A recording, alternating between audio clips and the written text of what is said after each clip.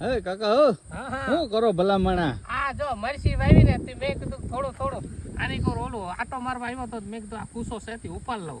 એલા પણ એ કાકો ઝીણું કામ કરતો છે કાકા. તમે હેલ્ધી છે ને એનું કારણ જ આ છો.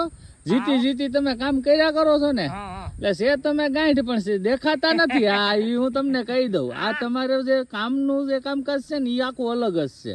પણ આપણે છે ને આમ થોડું કામ હેલ્ધી રહેવું પડે અને આપણે આ ખેડૂત કઈક ને કઈક કામ ચાલુ જ હોય. પછી ચાલુ રાખવું જ પડે કાકા. બેદી પેલા મરસી વાવી હે એલા એટલે મેં કીધું મરસી માં આટો મારી આટો તો મારવો જ પડે ને કાકા. આમાં ઓલો દવા બવા કઈ સાઈટી કે દવા તો ઠીક છે પણ અત્યારે મને એવું લાગે પાણીની જરૂર લાગે સાને. પાઈ દેવાય બીજું શું હોય. આ તો પંપે સાટી દવાને એમ તો આમાં સાટેલું છે.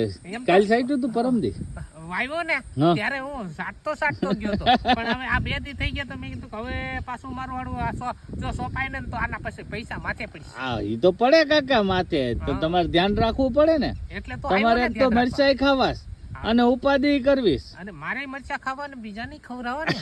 અરે વાહ કાકા, ખિસ્સામાં મરચું જો હે. હા ખિસ્સામાં મરચું આવે ભાઈ કાકા. એમાં તો કાં પછી મરચું એમાં તમે સમજી ગયા ને. કાં પછી તમારા ખિસ્સામાં બે માંથી એક થાય કાકા, બીજું કઈ ના થાય આમાં. નહીં મરચા રોપ સારો છે કાકા, વાંધો નહીં આવે તમારો. બસ આ વિકાસ થોડોક થઈ જાય ને મોટો ગ્રોથ.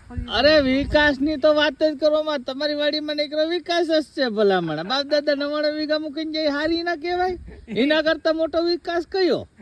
એક જ વિકાસ બાકી છે, જો ઈ થઈ જાય ને તો જામો પડી. અરે કાકા થઈ જાય, ઉભા થઈ જાવ આમ ખખેરીને ભલામણા મસલના એમ ટેકો લઈને ઉભા થાવ ને એટલે જ તમારું નથી થતું ક્યાંય. હા એમ હડપ દેરાનું ઉભું થઈ જાવ ને ભલામણ. હા તો પછી હાલો. હા